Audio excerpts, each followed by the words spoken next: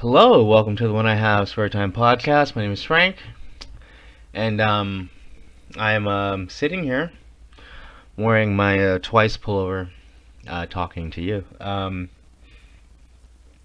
Yeah, the once again, this has probably been recorded weeks ago. I've completely slowed down the uploading because YouTube is suppressing the videos, but they've been suppressing a lot of people's videos because of the election. So I'm just waiting because after like the election's been over, but I don't know, like we're still being suppressed, and I know I'm lumping myself in with like big YouTubers, but my stuff's being suppressed, so I'm not trying to talk big, but the views are small. But anyway, I just finished watching because I have I'm sorry, I have lots of physical media, lots of anime. I've talked about it before where I purchase lots of anime because if anything digital can just be edited. So I have, Blu-rays and DVDs. I just finished watching the first season of Miss Kobayashi's Dragon Maid. I've seen it like for free on YouTube, but I purchased it and so I saw it again, and yeah, I missed a lot because obviously the person who uploaded on YouTube had to kind of like edit it a little bit so they can not get it pulled down. But great anime. Season 2 is coming out in 2021. But yeah, Miss Kobayashi's Dragon Maid, I totally recommend it. Obviously, every time I talk about an anime, I end up recommending it. So, spoiler alert, it's good. Um, it's. I mean, do you really want to know what it's about? It's basically about a girl or a woman. She has a job. She gets drunk. She goes to the forest. There's a dragon there with a sword in its back. She pulls her sword out. The dragon turns into a human. They become friends, and the dragon becomes the woman's maid. And the rest just pure comedy. Anything else I say will just spoil it. Me saying what I just said, that's the premise of it. So yeah, it's really funny. And it has all kinds of humor. Your basic humor has like sexual tension humor, just you know, dragon humor. So yeah, I recommend that anime. And it's a predominantly female. There's like three male characters. I mean, it doesn't matter. I mean, like they could have all been men or all been girls, whatever. I'm just saying it. Basically, I'm trying to say like there's not a lot of main characters. There's just like roughly like 10 main characters. So it's like it's very concentrated. Like you don't have to memorize like 30 different characters. Like more like 60 different characters. Like it's Naruto. Okay, so like it's like a small anime. And I believe it was only the first season was I think it was 13 episodes and one OVA. But yeah, so go check it out. Anyway, enough of that crap. Oh well, then I guess I got nothing to talk about. Oh yeah, today's 'cause, one of my favorite groups is ITZY. I think it's my favorite idol, Yuna, Yuna who I always talk about. She's hot as hell, sexy as fuck. Whatever adjective you want to use, Yuna is beautiful. Um, yeah, it's her birthday today. Um, I don't really well, I don't celebrate other people's birthdays or idols' birthdays. I'm just saying it's her birthday because it was brought to my attention because I was online. I'm sure the sycophants are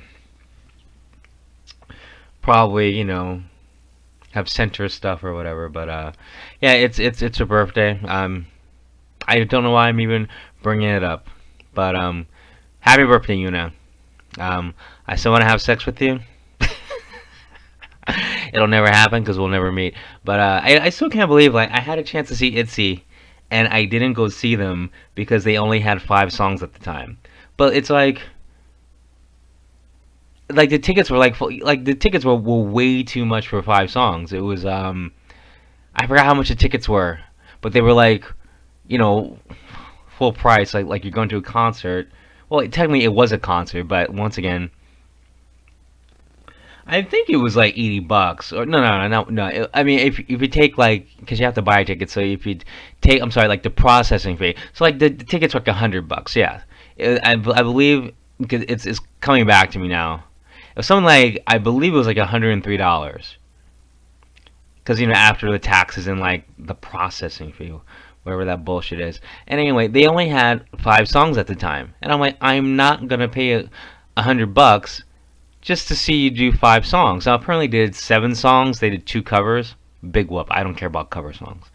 Okay, so I didn't go, but it's like, and this is back when they first came out, and they were in Hollywood. They're gonna play. It doesn't matter. It doesn't matter where they're playing. But anyway, I'm pretty sure it's a Fonda though.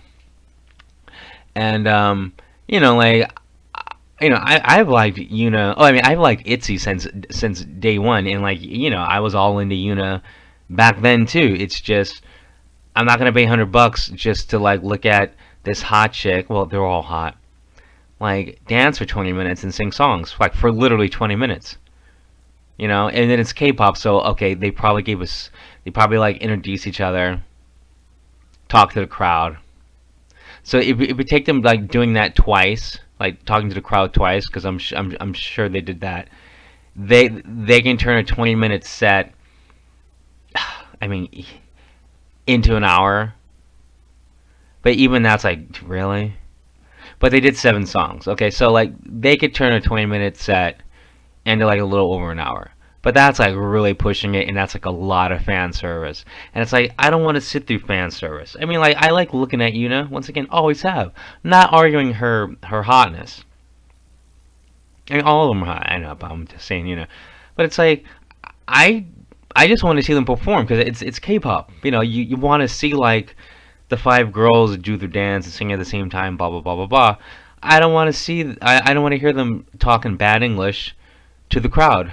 Because like only like Leah speaks English like fluently. The others are like struggling. So like do I want to see Leah like translate or like riff for like basically 40 minutes? Because it's like even if they talk to the crowd, it's gonna be Leah doing most of the talking because it is Los Angeles.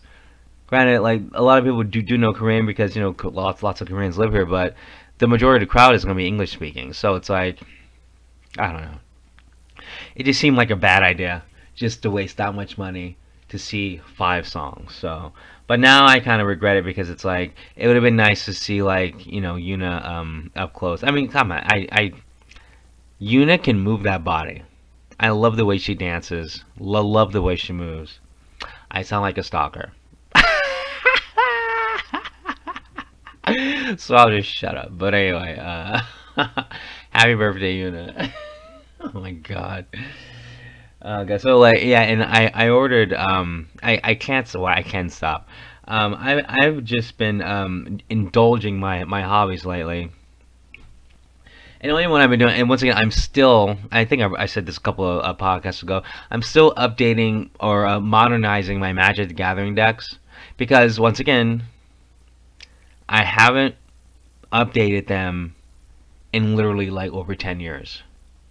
Now, they still use the same cards, it's not like they're obsolete, but it's like, you gotta throw in some of the newer stuff, Which is cool. Like, I have decks. I've been playing since the game started, like what they call it alpha. I've been playing since the game started. So like that's back in 1993. Pretty sure that's when Magic started. I've been playing since then. So I have cards from like 1993, and in one deck I'll have cards from 1993 to 2020 now. I think that's awesome, and it shows you how cool Magic is that you can literally have a deck that like spans all through Magic. Like like what? It's 1993, so like 30 years. That's like 30 years of Magic. Yeah, literally. Like I have cards that are like 30 years old. Like that's like amazing. But yeah, but it shows that's how good Magic the Gathering is, where they make it in a way where like those older cards still work. See, that's the one thing Pokemon doesn't do. If you use like first generation, second generation Pokemon cards now, it's not gonna work. No chance. If you had a deck like that, like the first Pokemon, decks when Pokemon first came out, and you played against someone like you have the best Pokemon deck like first gen, and playing against the worst deck now, worst deck would win hands down. Because they keep making like the Pokemon like better. Like I don't know. It's like it's not even fair. It's like they gotta chill. Like they really gotta chill. But I don't know. Whatever. It is what it is. But I mean, the thing about Pokemon, it's like it's really called kitty crack. And so since kids primarily play Pokemon, the cards aren't gonna last long, and the fan base is gonna like outgrow. So it's like no one's gonna be using a first gen deck anyway. I've seen plenty of adults play Pokemon though, but the majority is just children. I mean, I like play, but I play Pokemon primarily by myself. But I play online though, 'cause I do have a Pokemon, the trading card game online. That's what it's called. And like the cool thing is like all the decks I have in real life I have on there. So when I get the the what's it called, the wanting to play, I can always do that. And same with Magic Arena, I just play that online too. I don't have all the decks I have in real life on online in Magic because a lot of my decks are older, so like those cards aren't in the game in the computer version. But I'm satisfied with what I have. So but yeah, so I'm yeah, I'm talking about like like you remember I was talking about like physical media and like digital media. Even though like I'm very pro physical media, I'm very antisocial. So it's like okay, Pokemon and Magic the Gathering. I do understand why you just might want to have digital media because it's like I like having the physical cards just because I play by myself and like I'll have it's a good time killer and I enjoy the process of making decks. That's why I really buy the cards. I just enjoy making decks.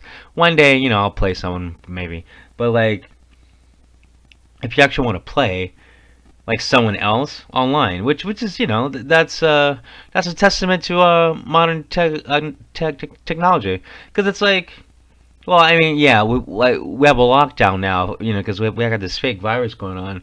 So technically, I guess you wouldn't want to play with anyone anyway, even though I don't give a fuck about this virus because it's like bullshit. There's a rise in cases because hey, it's cold and flu season. Wake up! But they're calling every case COVID. So once again, more bullshit. But that's another topic. Anyway, because and I'm sure I'm not the only one, but anti-socialism. That's, I mean, being antisocial is on the rise. It has been on the rise. Because I know I'm not the only one. Because like even though I come off as being smarter than you, most likely better looking, not as fast. Because anyway, it's like online everything is just booming right now because if you think about it, like you got the virus. What does the virus really promote? Being antisocial. A lot of things like that's what it seems like the great push is being antisocial. And that's why, online everything is booming. So hell I wanted to get an escort. I went to escort.com. Just paid with my credit card. Got rejected, just like what happened in real life, and I'm completely satisfied. Okay, that's not true. But anyway, I've. But yeah, so being antisocial is on the rise. So like, I mean, even like when God, I went to the store because like I've been very sick lately. I couldn't hold down any food, so like bread, like bread products like crackers, English muffins, and like yeah, like and like rice cakes. I could eat that fine. If I eat anything else, like I was gonna like throw up. And so I had to go to the store. Like I was walking around that store like everyone else had the plague, and I'm not talking about like because of the cough, whatever. Just because I didn't want to be around people in general, you know. And then you can see how other people act. Like our society is on the path to being very antisocial. And then another thing is like you see less people. Well, I don't know anyone now, but when I did know people, um, more and more people are single now than like have a boyfriend or girlfriend or married. So like everyone's being more on their own, or they're really getting into, because that's another thing. Like people are really getting into themselves, really getting into their hobbies. Man, I'm really into my hobbies. You know, I mean, hell, I spend too much time on collectible card games and like anime and like watching YouTube videos and just my Gundam. I'm just into too much, or like lifting weights and like pretending like I'm Arnold Schwarzenegger. Oh yeah, it's embarrassing. I'm really into these hobbies. Well, I wouldn't even have time to have a friend. And then like I do my music too. And I know in all these things I said are things that are social things. And I'm so antisocial, I do them alone. And I'm completely happy. And how about more fun? See, that's another thing. Like things that normally would be a group thing are now a single thing. So I mean, I like the way society is going in that way because once again, people are annoying. But when you're an above average intelligence person like me, I don't want to brag, but my IQ's above shoebox. It's hard to interact with people because people are annoying. Smarter you are, the more annoying people are. It's just how it is. But anyway, I've said enough, but I've said the truth. Y'all have a good one. Peace.